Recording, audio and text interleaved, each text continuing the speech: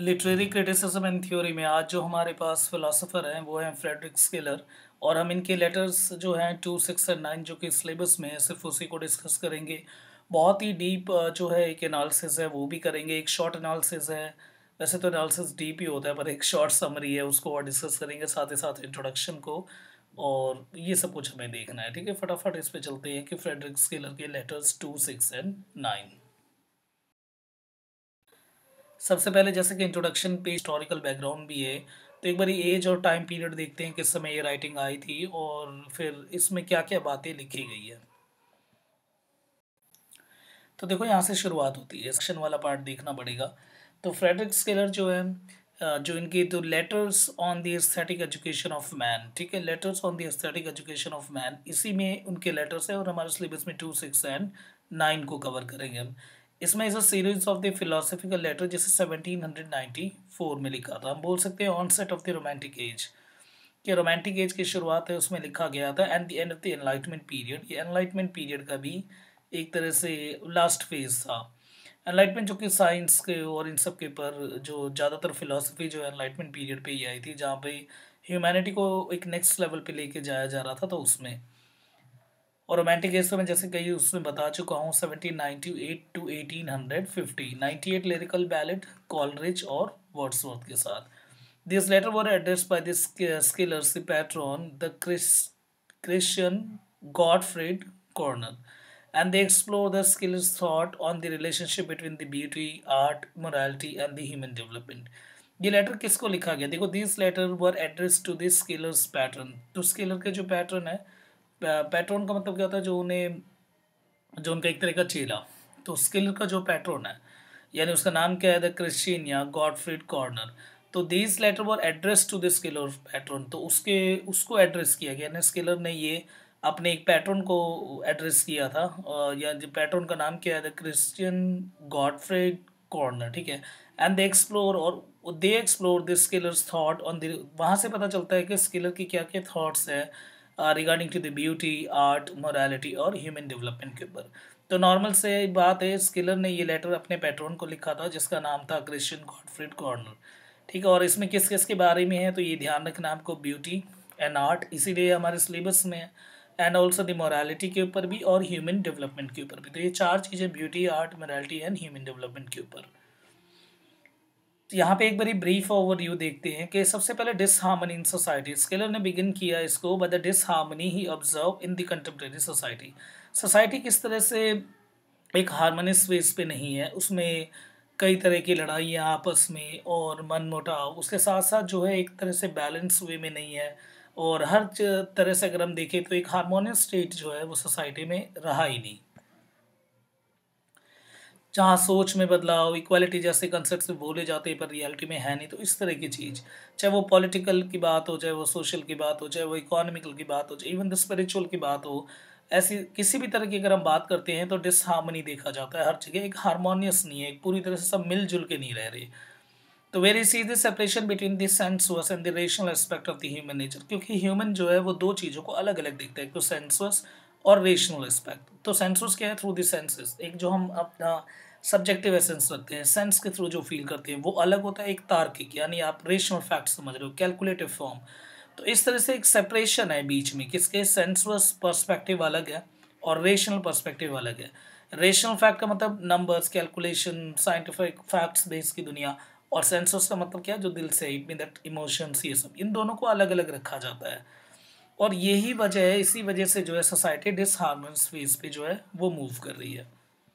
इसी वजह से डिवीज़न आ रहे हैं किसमें? द ह्यूमन डेवलपमेंट में, और ह्यूमन पूरी तरह से डेवलप नहीं हो पा रहा। वजह यह है कि एक डिस्पैरिटी है, एक तरह का बहुत बड़ा गल्फ है किसके बीच में? सेंसुअस और द रेशनल पर्सपेक्टिव के ऊपर। तो ये मेन वर्क में क्या क्या लिखा गया है पहले उसे समझ रहे हैं, फिर हम लेटर को डिस्कस करेंगे। एस्थेटिक स्टेट, स्किलर ने इंट्रोड्यूस करा the concept of the aesthetic state. Aesthetic means beauty, है ना, art and beauty, that's called the aesthetic. तो इसमें बता रखा है aesthetic state, condition in which the individual harmoniously integrate both their sensuous and the rational faculties.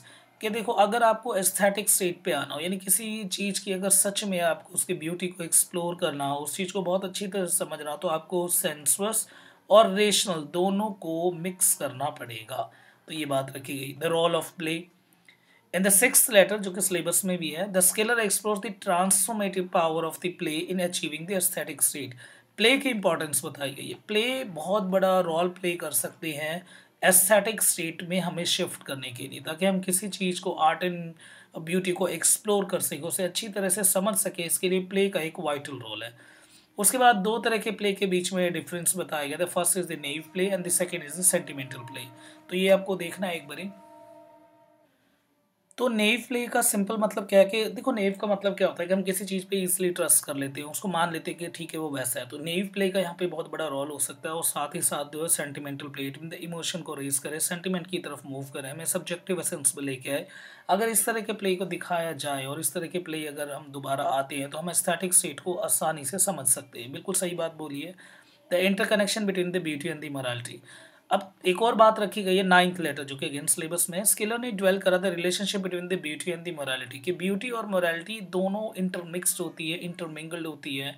He argues the genuine beauty is inseparable from the moral goodness. अगर कोई चीज़ खूबसूरत है उसके अंदर मोरालिटी अपने आप ही एग्जिस्ट करेगी, नैतिकता होगी उसके अंदर, एक अच्छा गाइडेंस होगा, सब कुछ अच्छा होगा। बहुत अच्छी बात बोली है। Aesthetic education. Throughout the letter the Schiller discusses the concept of the aesthetic education to mean the achieve aesthetic state.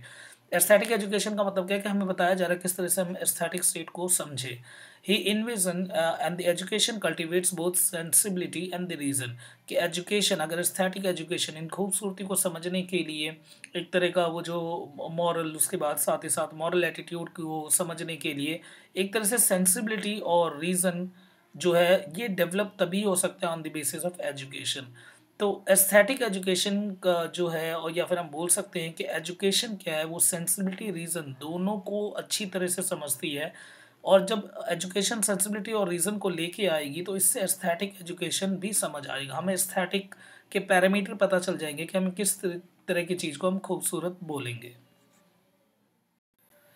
और यहाँ पे एक छोटा सा दिस ऑल अबाउट दी हम एंड में कंक्लूजन, आप देख लेना इस कंक्लूजन को। अब शिफ्ट होते हैं हम शॉर्ट समरी और एनालिसिस की तरफ। यहाँ पे शॉर्ट समरी एनालिसिस है, तो हम शॉर्ट वे में मूव करेंगे और छोटी छोटी एनालिसिस है, ताकि आपके आंसर राइटिंग में आपको समझ आ सके और आप एक तरह से अच्छी तरह समझ भी सकोगे, अच्छा इसमें ये लिखना है और इतना लिखना है। जिस हिसाब का जो क्वेश्चन आएगा उस हिसाब से आप उसे अटेम्प्ट कर पाओगे यहाँ से।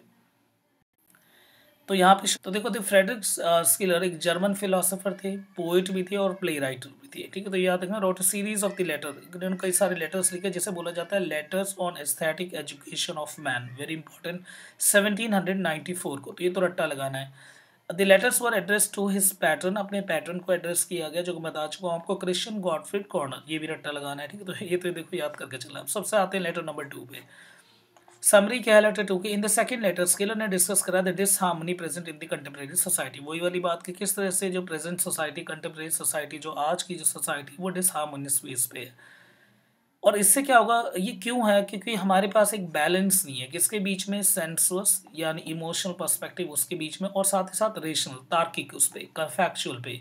तो फैक्चुअल और इमोशन के बीच में जो एक पर्टिकुलर बैलेंस नहीं है, इस वजह से जो है डिसहार्मोनियस फेज जो है वो आ रखा है। तो अगर हार्मोनियस फेज पे शिफ्ट होना हो और अगर हमें एस्थेटिक स्टेट को समझना हो, ब्यूटी को एक्सप्लोर करना हो, उसको एक कॉम्प्रिहेंड करना हो, बहुत डीप अंडरस्टैंड करना हो, तो उसके लिए इन दोनों के बीच में बैलेंस होना जरूरी है। ये एनालिसिस में है कि मॉडर्न सोसाइटी जो है किस तरह से सोशल और पॉलिटिकल डिवीज़न होता जा रहा है मॉडर्न सोसाइटी में। ये क्या है कि यहाँ जो है लोग जो है उनके बीच में, जो उनके पास जो है वो सेंसुअल और रिलेशनल पर्सपेक्टिव के बीच में बैलेंस नहीं है। तो वो देखो, एक वहाँ लिख के आना है, तो थोड़ा आंसर वैसे भी बड़ा हो तो बेहतर लगता है। अब आता है लेटर नंबर 6 के ऊपर आते हैं। लेटर नंबर 6 है हमारे पास समरी। इन दिस लेटर, देखो रट लो, लेटर नंबर 2 जो है, जिस तरह से 2 में क्या है हमारे पास बात करी गई है सेंस के और उसके साथ साथ रेशनल के। तो आप इस तरह से बना सकते हो कि एस एन आर वो है 2 के ऊपर है, कि लेटर नंबर 2 में जो है सेंसस और रेशनल, जब तक इनके बीच में एक बैलेंस नहीं होगा तब तक हम हारमोनियस फेस एंजॉय नहीं कर पाएंगे। और हारमोनियस फेस को ही हम क्या बोलते हैं, इसी हारमोनियस फेस को हम डिफाइन करते हैं एस्थेटिक ब्यूटी। यही तो एस्थेटिक ब्यूटी। एस्थेटिक ब्यूटी को आज हम खूबसूरती को समझ इसलिए नहीं पा रहे, आउटर ब्यूटी और या फिर सब्जेक्टिव ब्यूटी, या एक तरह से आर्ट इन एस्थेटिक कंसेप्ट को क्योंकि हमारे बीच में एक जो इमोशंस और फैक्ट की दुनिया हमने दोनों बहुत अलग अलग कर रखी है। अगर जिस दिन इन दोनों को हम अच्छी तरह से बैलेंस कर पाएंगे, पर्टिकुलरली समझ पाएंगे, तो हमारा जो है हम एस्थेटिक को अच्छी तरह से एक्सप्लोर कर पाएंगे, उसके एट्रीब्यूट्स को, ब्यूटी को, आर्ट को, सबको अच्छी तरह समझ पाएंगे। ये है लेटर नंबर 2। अब लेटर नंबर 6। लेटर 6 जो है स्किलर ने यहाँ पे बोला that play means to achieve the aesthetic state. ठीक है, 6 से याद रखो प्ले, 2 से याद रखना आपको डिसहार्मोनियस। ठीक है, प्ले का एक इंपॉर्टेंट रोल है। He argue the play in the purest form allows the individual to harmonize their sense and the rational side. अब आंसर भी बता रखा है, अगर सेंस और रेशनल दोनों को अगर एब्रिज करना है, एब्रिज का मतलब अगर हमें इसे पास लेके आना है, इसके गल्फ को अगर हमें रिड्यूस करना है, तो और इसको अगर हमें और इनके बीच में बॉन्ड को स्ट्रॉन्ग करना है, तो हमें क्या करना पड़ेगा उसके लिए? सिंपल एक प्ले के थ्रू हम ये कर सकते हैं। तो प्ले अकॉर्डिंग टू स्केलर एक ब्रिज है फिजिकल और इंटेलेक्चुअल रेल्म का।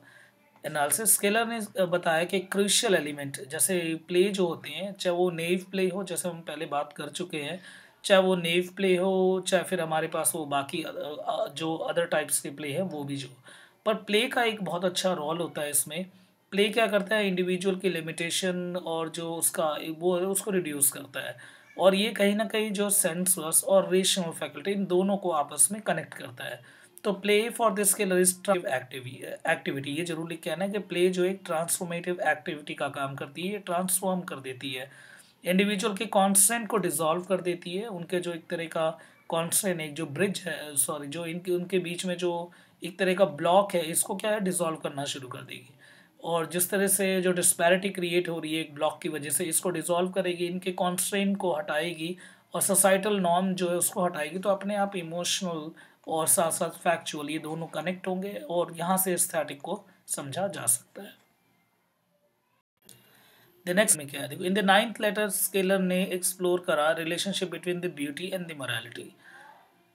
ये हम ऑलरेडी समझ सके हैं। देखो, ब्यूटी एक तरफ है और मोरालिटी जो है वो दूसरी तरफ है। ये दोनों का रिलेशन ऐसा है कि मोरालिटी को ब्यूटी से नहीं खींचा जा सकता, ब्यूटी को मोरालिटी से नहीं। ये दोनों आपस में इंटरमिक्स्ड होने चाहिए। और सही बात है, जो चीज़ अगर रियल में ब्यूटी है, उसके अंदर जो है भाई मॉरल यानी नैतिकता तो हो गई, उसमें अच्छी बात तो हो गई। तो मॉरल गुडनेस और जेन्युइन ब्यूटी ये इनसेपरेबल होते हैं, इनको अलग नहीं किया जा सकता। और ये जो मॉरल एजुकेशन एस्थेटिक जो है, हम इसके बाद स्केलर ने यहाँ पे सिंपल सी बात बताई, जो ब्यूटी है can lead a moral elevation. तो कोई भी ब्यूटीफुल चीज़ है उसके अंदर मॉरल एलिवेशन होना ही होना है। अब एनालिसिस देखते हैं। Schiller connects the beauty and the morality asserting that they are intimately linked. वो आपस में पूरी तरह से कनेक्टेड होते हैं। He believe that a person who appreciate a true beauty, अगर कोई पर्सन अगर ट्रू ब्यूटी को अप्रिशिएट कर रहा है, तो वो मॉरली एलिवेटेड होगा, उसके अंदर नैतिकता होगी, अच्छी बातें होगी, वर्च्यू होगा, ये सब कुछ। तो हम लेटर नंबर 9 को क्या लिख लेते हैं कि मोरालिटी एंड ब्यूटी, BM कर लो या MB कर लो। तो अब एक तरफ से नॉर्मल हमें देखना है। लेटर नंबर 2 डिसहार्मनी वाला है। लेटर नंबर जो हमारे पास 2 के बाद 6 है आपके पास, और उसके बाद क्या है? लेटर नंबर 9 है। लेटर नंबर 9 जो है हमारे पास वो मोरालिटी वाला है, कि किस तरह से मोरालिटी और ब्यूटी जो है वो एक ही चीज़ है, ना मोरालिटी को और ब्यूटी को अलग नहीं किया जा सकता। और 6 हमारे पास है प्ले के रिगार्डिंग। ठीक है, इस तरह से 2 डिसहार्मनी, 6 प्ले और 9 जो है वो मोरालिटी एंड ब्यूटी के ऊपर है। इस तरह से अगर आप एक शॉर्ट नोट रखोगे तो आप बहुत बेहतर तरीके से वहाँ लिख पाओगे, क्योंकि सब कुछ है तो आपस में कहीं मिक्स ना हो जाए, इसका उसमें ना डाल दो, उसका इसमें ना लिख दो। ठीक है, तो यहाँ दिक्कत हो सकती है। अब क्या करेंगे, दोबारा उसी पे मूव करेंगे। जैसे लेटर नंबर, जो लेटर्स हैं हमारे पास, लेटर नंबर 2 है, फिर उसके बाद लेटर नंबर 6 है और लेटर नंबर 9 है। दोबारा देखते हैं। लेटर नंबर 2 जो है वो डिसहार्मनी का है। लेटर नंबर जो 6 है हमारे पास वो प्ले का है, और लेटर नंबर 9 जो है वो मोरालिटी एंड ब्यूटी का। ठीक है, तो इन तीन को समझना है। ठीक है, और ये सब जो है जो वर्क का टाइम पीरियड, ये आपको ध्यान रखना है, और ये सब छोटी सी बात है। ठीक है, तो disharmony, play and the morality and beauty file समझना है हमें इसमें। ये जो स्केलर के जो लेटर हैं are rooted in his belief that the pursuit of the beauty and the aesthetic experience is not merely a luxury but an essential part of the human development. कि देखो कि ब्यूटी एंड एस्थेटिक जो है वो human development के लिए essential है, बहुत ज़रूरी है। The synthesis of the senses and the rational, के दोनों का कॉम्बिनेशन होना चाहिए। Emphasis on the play as a transformative force, के ट्रांसफॉर्मेटिव फोर्स है क्या? कि भाई सेंसस और रेशनल अगर ये दोनों कंबाइन हो जाते हैं तो यही एक ट्रांसफॉर्मेटिव फोर्स है। तो इससे क्या होगा, ह्यूमन डेवलपमेंट होगा। तो इस तरह का कंसेप्ट बताया गया कि ट्रांसफॉर्मेटिव फोर्स तब होगा जब इनके बीच में कोई एक तरह का बॉर्डर इशू नहीं होना चाहिए कि हाँ भाई सेंसस अलग है रेशनल अलग है, हम ऐसे नहीं समझना। हमें इन दोनों को इंटरमिक्स करना है, इंटरमिंगल करना है, ताकि एक तरह से सिंथेसाइज कर सके हम इससे कोई चीज़। और उसके बाद ये भी बोला है that the interplay between the beauty and the morality, कि ब्यूटी और मोरालिटी जो है वो भी इंटरमिक्स्ड है। जो भी खूबसूरत चीज़ है उसके अंदर मोरालिटी होती है। तो आपको देखो ये सब ध्यान रखना है, आपका जो है कंक्लूजन में इस तरह की चीज़ को ऐड कर सकते हो। These ideas had a lasting impact on the discussion about the relationship between the art and culture में इस चीज़ को ही लेके हमेशा से बात आती कि ब्यूटी क्या है, मोरालिटी क्या है, क्या ब्यूटी के अंदर मोरालिटी होती है या मोरालिटी डिफरेंट होता है फ्रॉम द ब्यूटी, क्या सेंसस को अलग रखना होता है, रेशन को अलग रखना होता है। तो इतना सारा वो ठीक है इसके रिलेटेड। ठीक है, तो आपको बस ये ध्यान रखना है कि इसमें स्केलर का जो कॉन्सेप्ट है बिल्कुल अच्छा है। इसमें ट्रांसफॉर्मेटिव फोर्स को दिखा रखा है कि सेंसस और रेशनल इनके बीच में बॉर्डर या इनके बीच में कोई एक तरह का अलग से वाटर टाइट एरिया नहीं होना चाहिए, कंपार्टमेंट, कि इन दोनों के बीच में जो भी है हमारे पास यानी एक पर्टिकुलर डिवीज़न जो है उसको डिज़ोल्व करना है। और अगर जैसे ही हम उसको उस चीज़ को अगर डिज़ोल्व होना शुरू हो जाए और सेंसस और रेशनल आपस में मिक्स हो जाए तो that become a transformative force. तो उससे ट्रांसफॉर्मेटिव फोर्स होगा और this transformative force leads to human development. ये ध्यान रखना है आपको। अब एक बार नंबर 2 किस चीज़ पे याद रखना है, इट्स डिसहार्मनी। ठीक है, ये याद करवाया मैंने आपको, डिसहार्मनी। तो लेटर नंबर 2 अब हम देखेंगे एक बारी। यहाँ से देखना सिंह ऊपर summary in the second letter Schiller ने डेवलप करता है डिसहार्मनी और the particular the separation between the senses and the rational. अगर सेंसस और रेशनल अगर दोनों को हम दोनों अलग अलग रखते हैं, इनके बीच में अगर और ज़्यादा गैप फॉर्म होने लग जाएगा तो इससे डिसहार्मनी और स्ट्रांग होना शुरू हो जाएगा। और अगर हमें डिसहार्मनी को हार्मनी की तरफ शिफ्ट करना है ताकि सब आपस में मिलजुल के प्यार से रहें, तो इसके लिए हमें सेंसस और रेशनल पर्सपेक्टिव को आपस में इंटरमिक्स करना पड़ेगा। तो स्किलर ने इस तरह के इम्पैक्ट के बोला कि डिसहार्मनी की वजह सिर्फ यही है कि आज भी जो ह्यूमन है वो सेंसुअस रेल्म को अलग समझता है और रेशनल रेल्म को अलग समझता है। दोनों फील्ड वो अलग लेके चलते हैं जबकि ये दोनों एक दूसरे से पूरी तरह से कनेक्टेड है। जब तक ये दोनों आपस में पूरी तरह से कनेक्टेड नहीं होंगे तब तक ट्रांसफॉर्मेटिव फोर्स का जो है वो जन्म नहीं होगा। ट्रांसफॉर्मेशन कोई हो ही नहीं सकता ऐसे में। और जब तक ट्रांसफॉर्मेशन नहीं होगा, एस्थेटिक की जो है वैल्यू अगर नहीं लोगों को समझ आएगी, कि उनका मोरल कोड अगर बिल्ट नहीं होगा, तो इस तरह की सोसाइटी में काफ़ी जो है डिस्पैरिटी देखने को मिलेगा इन सोशल टर्म में भी, पॉलिटिकल टर्म में भी। तो सोशल डेवलपमेंट हो चाहे पॉलिटिकल डेवलपमेंट हो चाहे इवन द इकोनॉमिकल डेवलपमेंट हो, स्पिरिचुअल डेवलपमेंट, सब में सेंसस और रेशनल पर्सपेक्टिव दोनों का इंटरमिक्स होना जरूरी है ताकि ट्रांसफॉर्मेटिव फोर्स जो है वो आ सके। He introduce the idea of the aesthetic state. उसने बताया फिर एस्थेटिक स्टेट क्या है, एक रेमेडी भी दिया, सोल्यूशन क्या है। सोल्यूशन इस डिसहार्मनी को हटाने का एक ही तरीका है कि वो क्या है कि सेंसस और रेशनल दोनों को हमें इंटरमिक्स करना पड़ेगा। ठीक है, और इनके बीच का जो एक जोन है, इनके जो डिस्पैरिटी है और जो इनके इनको आपस में ब्रिज करना पड़ेगा, इनके गैप को रिड्यूस करना पड़ेगा। ठीक है, तो ये चीज़ है, इससे एस्थेटिक स्टेट बिल्ट होगी। इससे हम समझ पाएंगे कि एस्थेटिक की वैल्यू क्या है और एस्थेटिक ओवरऑल डेवलपमेंट करवाती है ह्यूमन का। हर पर्सपेक्टिव में डेवलपमेंट होता है ह्यूमन का और इससे एक स्पिरिचुअल अवेकनिंग जैसे कंसेप्ट भी आते हैं। तो ओवरऑल डेवलपमेंट के लिए एस्थेटिक स्टेट समझ आना चाहिए। और इस एस्थेटिक स्टेट जो है ट्रांसफॉर्मेटिव फोर्स पे डिपेंड करता है। और ट्रांसफॉर्मेटिव फोर्स जो है वो किस पे डिपेंड करता है कि किस तरह से हम सेंसस और रेशनल पर्सपेक्टिव को मिक्स करते हैं। अब इस first thing is the disharmony in the society. तो disharmony in society reflect that his critic the social and the political structure. Social और पॉलिटिकल स्ट्रक्चर जो है वो डायरेक्टली डिपेंड करता है इसी कंसेप्ट के ऊपर, that's human development.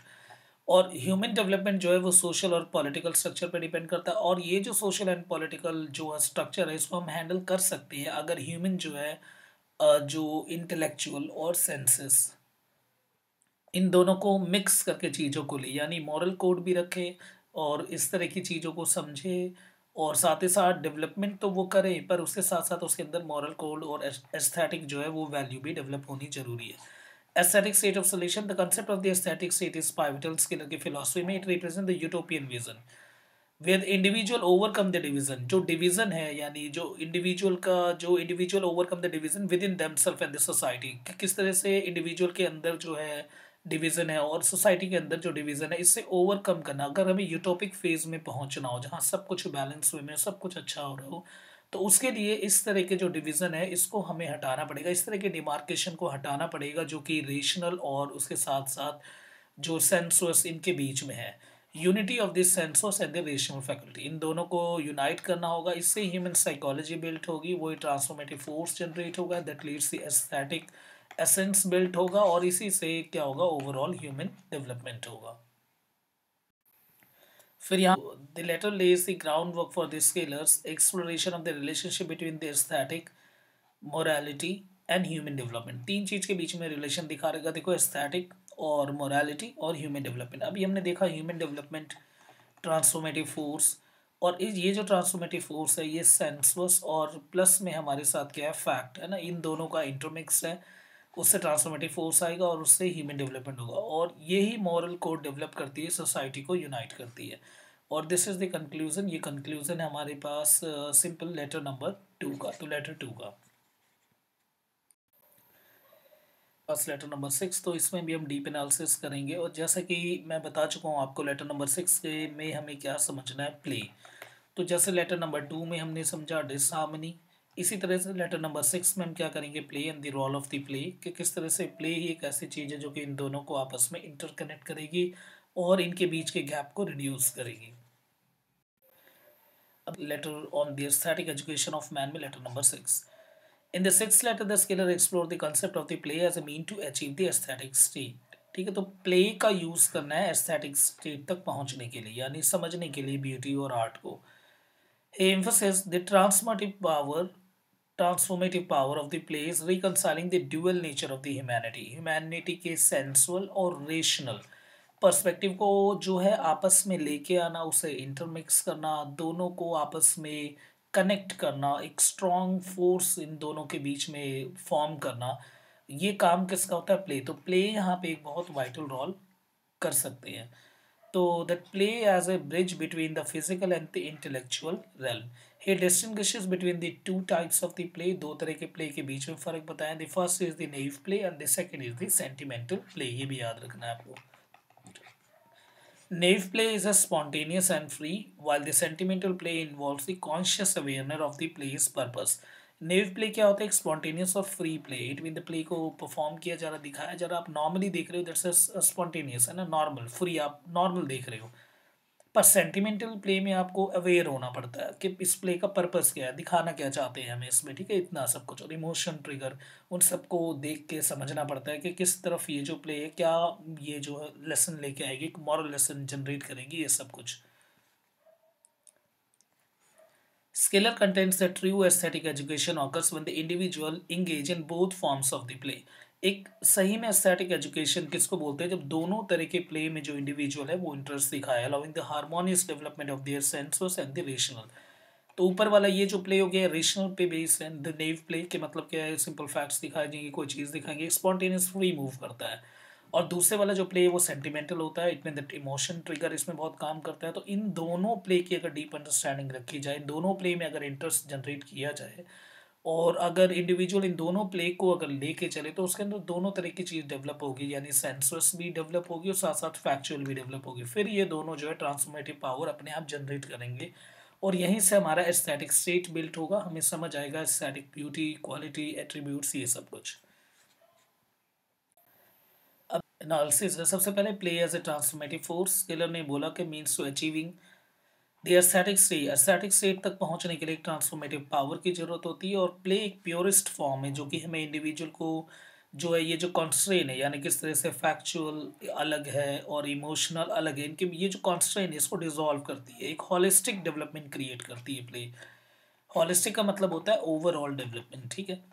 Integration of the senses and the rational faculty, तो सेंसस फैकल्टी और रेशनल फैकल्टी इन दोनों को जो है वो प्ले आपस में मिक्स करती है, और जो प्ले एज एन मीडियम जिससे कि इंडिविजुअल हार्मोनाइज फेस पे पहुंच सकता है, और जो कॉन्फ्लिक्ट एस्पेक्ट है यानी फैक्चुअल पे और इमोशन पे यानी सेंसस पे, ठीक है, और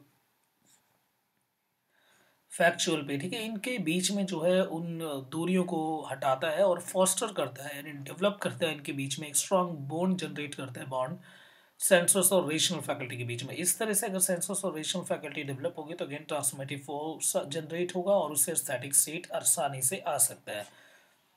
दो तरह के प्ले बताए गए हैं। The first is the naive play and the second is the sentimental play. Distinction बताया नेव और सेंटिमेंटल प्ले में, जो हम देख भी चुके हैं। द नेव प्ले जो है स्पॉन्टेनियसली होती है, एक्सप्रेस किया जाता है इसमें, जबकि सेंटिमेंटल प्ले में कॉन्शियस अवेयरनेस जरूरी होता है। इस तरह से इन दोनों चीज़ों की ज़रूरत बहुत होती है। इन दोनों को अगर समझा जा सके तो इन दोनों को समझते समझते जो है इंडिविजुअल अपने सेंसस अपलिफ्टमेंट भी कर लेता है, रेशनल अपलिफ्टमेंट भी कर लेता है। तो इससे ह्यूमन डेवलपमेंट और यूटोपिक स्टेज और यूटोपिक फेज तक पहुंचना बहुत ईजी हो जाता है।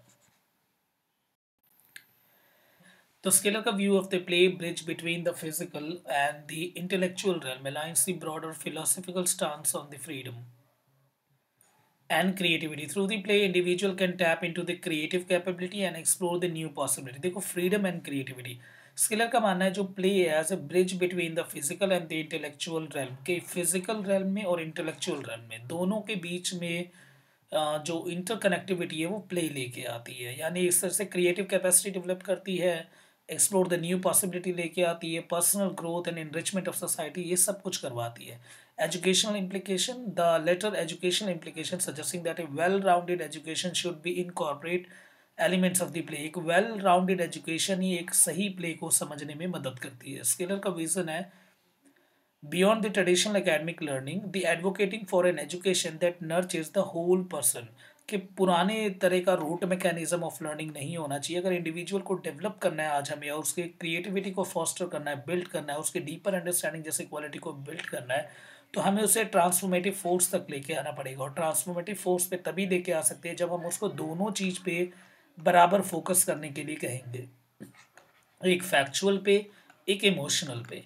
कि सेंसुअस और फैक्चुअल, सॉरी सेंसुअस ध्यान रखना, ठीक है, सेंसुअस और फैक्चुअल दोनों पे बराबर ध्यान देना पड़ेगा। अगर दोनों पे बराबर ध्यान देंगे तो इसी से ट्रांसफॉर्मेटिव फोर्स आएगा, और यही ट्रांसफॉर्मेटिव फोर्स जो है वो ह्यूमन डेवलपमेंट लीड करेगी और हमें यूटोपिक फेज की तरफ लेके जाएगी। यानी चाहे वो पॉलिटिकल डेवलपमेंट हो, चाहे फिर वो सोशल डेवलपमेंट हो, ये डायरेक्टली डिपेंड करेगा ट्रांसफॉर्मेटिव फोर्स के ऊपर।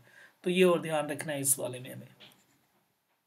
इसके बाद जो हमारे पास है वो लेटर नंबर 9 है। हमारे पास मिक्स है, तो इसके नीचे हम फाइनली यहाँ पे लिख लेते हैं मोरालिटी एंड ब्यूटी। तो ये दो चीज़ का कॉम्बिनेशन है लेटर नंबर 9।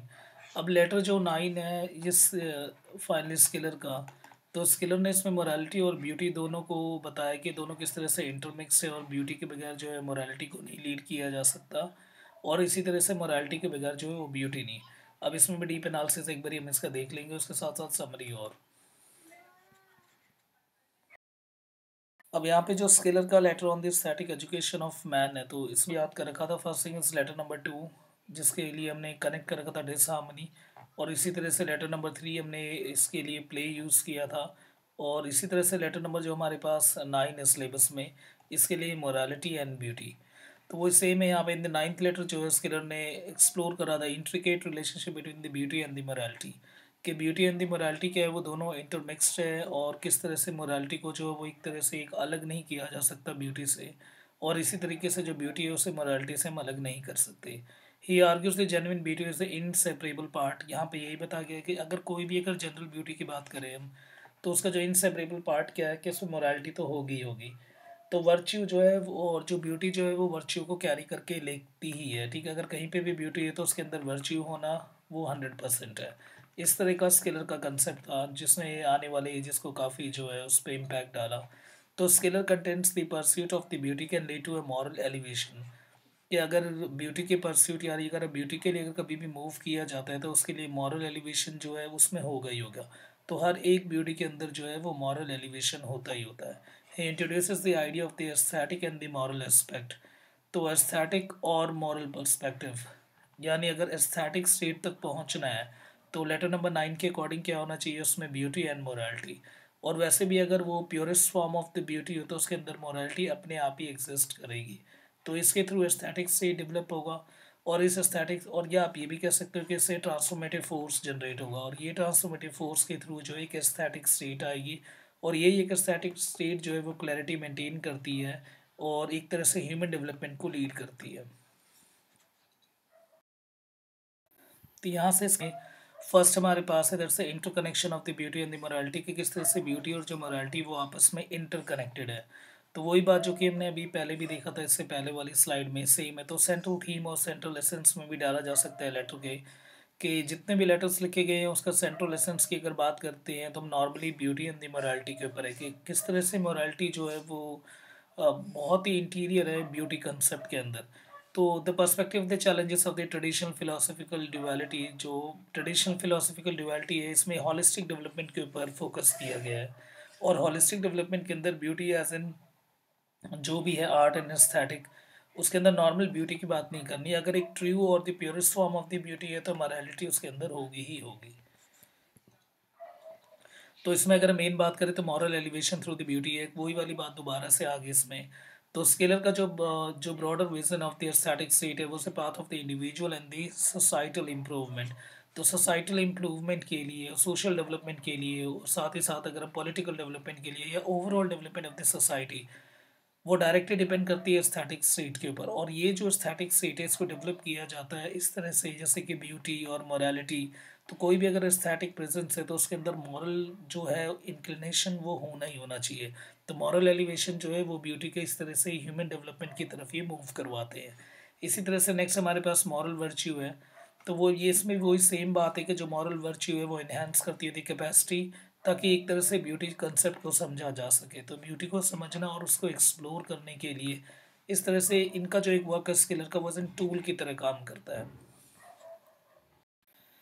और मॉरल एजुकेशन के थ्रू, तो एजुकेशन एक इसमें एक बहुत बड़ा वाइटल रोल प्ले कर सकता है, कि एजुकेशन के थ्रू जो एस्थेटिक डेवलपमेंट को लीड किया जा सकता है नॉर्मली। तो ये इंटरकनेक्टेडनेस को इम्प्रूव करा जा सकता है। जो टू पर्सपेक्टिव है यानी इमोशन जो हम समझते आ रहे हैं, it mean that the sensuous, और द सेंसुअस के साथ साथ दूसरा हमारे पास क्या है फैक्चुअल। तो सेंसुअस यूज़ करना है आपको, इमोशन ये नहीं यूज़ करना, ठीक है, सेंसुअस वर्ड का ही यूज़ करना है। तो एक तरफ सेंसुअस है, एक दूसरी तरफ फैक्चुअल है। और इसके साथ साथ जो ब्यूटी होनी चाहिए उसके अंदर जो है पहले ही मॉरल जो है उसका एलिवेशन होना चाहिए, यानी मॉरल की तरफ या मोरालिटी की तरफ वो इंक्लाइंड होनी चाहिए ब्यूटी। और प्योरेस्ट जो ब्यूटी है उसके अंदर ऑलरेडी जैसे कि हम पहले भी कर चुके हैं इसमें, कि उसके अंदर एक मॉरल का तो हमेशा एग्जिस्टेंस रहता ही रहता है। इसके साथ साथ प्ले जो है, प्ले में हमें जिस तरह से हमने नेव प्ले करा था, इसी तरह से जो सेकंड वाला हमारे पास जो प्ले है वो, तो इन दोनों जो दो फॉर्म ऑफ द प्ले है इनका भी एक बहुत ही वाइटल रोल है इस तरह की या ब्यूटी और इस तरह के इन्हांसमेंट को प्रेजेंट करने के लिए। The interplay between the beauty and the morality has a profound implication of the person in the societal development. ये पीछे वाली स्लाइड में है, बहुत अच्छी तरह से पहले हमने इसे कवर कर लिया है। तो वही सेम कंसेप्ट, बस ये ध्यान रखना है कि ब्यूटी के अंदर जो है वो मॉरल इंक्लिनेशन और मॉरल एलिवेशन वो होता ही है। इसके बाद कंक्लूजन में इसको ऐड किया जा सकता है। नाइन्थ लेटर जो है इसमें interconnectedness of the beauty and the morality को दिखा रखा है। एनालिसिस में अगर हम बात करें तो रिजेक्शन है, कि ऐसा नहीं है कि ब्यूटी और जो है मॉरल कैरेक्टर ये दोनों अलग अलग चीज़ है और दोनों को एक अलग पर्सपेक्टिव के थ्रू समझना चाहिए, नहीं, जबकि ब्यूटी और साथ साथ मॉरल कैरेक्टर दोनों ही इंटरवूव्ड है और इंटरकनेक्टेड है। और इसके थ्रू ही ट्रांसफॉर्मेटिव फोर्स जनरेट किया जाता है, और यही ट्रांसफॉर्मेटिव फोर्स जो है एस्थेटिक स्टेट तक मूव करवाती है। और इसी एस्थेटिक स्टेट के थ्रू जो है द ह्यूमन डेवलपमेंट वो निकल के आता है। स्केलर के इंस्पायर करा, क्योंकि हम फर्स्ट थिंग इसमें एक चीज़ ध्यान दे के रखना है कि आपको हम English literature point of view से समझ रहे हैं, क्योंकि ये लिटरेरी क्रिटिसिज्म एंड थ्योरी का पार्ट है। तो इस वर्क ने किसके से एजेस को इंस्पायर किया है, बेसिकली द रोमांटिक एज, जो कि 1798 से 1850 तक का टाइम पीरियड था, उस पर एक बहुत ही अच्छा इम्पैक्ट डाला। और कुछ फिलोसफिकल वर्क है डायरेक्टली, जैसे कि S T Coleridge, Samuel Taylor Coleridge, जिन्होंने 1798 में जो है लिरिकल बैलेड, जिसे बाइबल ऑफ रोमांटिक पीरियड बोलते हैं, जिसमें एक तरफ वर्ड्सवर्थ और दूसरी तरफ सैमुअल टेलर कॉलरिज। तो कॉलरिज का स्टार्टिंग से एक फिलोसफिकल सेट था पोएम के रिगार्डिंग इनके फेमस जो writing rime of ancient mariner, उस पे इस तरह के जो स्केलर के इन लेटर्स का और एक फिलोसफिकल जो सेट ऑफ माइंड था स्केलर का, उसका इम्पैक्ट बहुत अच्छा आया। फर्स्ट फ्रेडरिक स्केलर के जो letter on the aesthetic education of the man है, इसका सिग्निफिकेंट इन्फ्लुएंस है किस पे, लिटरेचर एंड फिलोसफी के ऊपर। क्योंकि इसमें देखो ऐसे नहीं बोल सकते वही कि नॉट एक्सप्लिसिटली, जिसको हम कहते हैं दैट स्पेसिफिक इंग्लिश राइटर, जो कि डायरेक्टली रेप्लिकेटेड हम स्केलर के वर्क को कह सकते हैं, कि कोई डायरेक्ट इमिटेशन नहीं है पर स्टिल इंस्पिरेशन तो इंस्पिरेशन है। तो रोमांटिक मूवमेंट जो कि 18th एंड 19th सेंचुरी के मिड में रही, इन्फ्लुएंस ऑफ द लिटरेचर जिसने इमोशंस, नेचर, इंडिविजुअलिज्म जैसे कंसेप्ट को बहुत ही हट के दिखाया। One notable English romantic poet जैसे जो कि स्केलर के इस आइडियोलॉजी से इंस्पायर थे, that is S T. Coleridge, Samuel Taylor Coleridge, जिनका फेमस वर्क भी है बायोग्राफी लिटरेरिया। तो एंड दी वर्ड्सवर्थ, ठीक है, was key feature of the romantic movement, जैसे कि famous writing the rime of the ancient mariner, जिसमें कि ऊपर एल्बर्ट्रोस होती है, पढ़ा होगा आपने, नहीं पढ़ रखा तो फिर भी कोई दिक्कत नहीं है, इसको एज एन एग्जाम्पल याद रखना। ऐसे कुबला खान जो है जो कॉलरिज का वर्क है, ये डायरेक्टली रिफ्लेक्ट करती है romantic ideals of the individualism, imagination और कनेक्शन ऑफ द नेचर। ये सब जो है वो स्केलर के थीम और एस्थेटिक एजुकेशन से इंस्पायर्ड वर्क है। देखना तो जर्मन रोमांटिक मूवमेंट जो कि इंग्लिश राइटर्स से इन्फ्लुएंस है, जैसे विलियम ब्लेक, लॉर्ड बायरन, जिनका एलिमेंट ऑफ द रोमांटिसिज्म है, और जो स्केलर आइडिया से वो भी इंस्पायर थे। तो वाइल नॉट डायरेक्ट इमिटेशन फिर से नहीं है, सिर्फ एक बता रखा है कि जस्ट लाइक द इंस्पिरेशन। तो it's important to note that the literary movement, चाहे वो कॉम्प्लेक्स इंटरप्ले करा हो, चाहे आइडियाज़ करा हो, या डायरेक्ट इन्फ्लुएंस हो या इनडायरेक्ट इन्फ्लुएंस रहा हो, तो स्केलर के लेटर ने बहुत बड़ा इम्पैक्ट डाला और रोमांटिक पीरियड पे और रोमांटिक एज और कई सारे फिलोसफिकल पोएम और फिलोसफिकल पोएट के ऊपर। तो यहीं पे फाइनली ये जो हमारा लेक्चर है वो ख़त्म होता है। फाइनली स्पेशल थैंक्स सभी को, और सब्सक्राइब पक्का करो यार चैनल को। और इसके रिगार्डिंग अगर कोई भी हो स्पेशल, अगर आपके पास कोई भी अगर वर्क चाहिए आपको जो आपको कहीं नहीं मिल रहा, तो नीचे कमेंट जरूर करो। प्लस एक फैक्टर लेके चलना कि आप 10 या 15 दिन पहले ही बताओ उस चीज़ को, ठीक है। अगर 15 दिन या 20 दिन पहले अगर आप बताते हो तो, क्योंकि ऑलरेडी सब कुछ ऑन बेल्ट पे लगा हुआ है पहले ही, तो इतने वर्क जो है वो पहले से ही पाइप में है, तो उसके बाद आपके वर्क को लगाऊंगा तो थोड़ा लेट नंबर आएगा, इसलिए 10 से 15 दिन पहले यार प्लीज़ बता देना। और उसके बाद ये फेसबुक आईडी अगर आप रिक्वेस्ट वगैरह कुछ करना चाहते हो या देखना चाहते हो, बाकी ईमेल आईडी है, अगर आपको नोट्स वगैरह चाहिए तो प्लीज़ अपने मेल आईडी को ज़रूर मेंशन करो नीचे कमेंट में, आपको मेल आएगी हमारी टीम की तरफ से, और फिर वो जैसे भी जो जो बताएंगे, कुछ नोट्स देखो चार्जेबल है और कुछ फ्री ऑफ कॉस्ट है, तो वो मिल जाएगा आपको। और गूगल भी कर सकते हो आप मेरे बारे में और जानना हो तो। थैंक यू सभी को।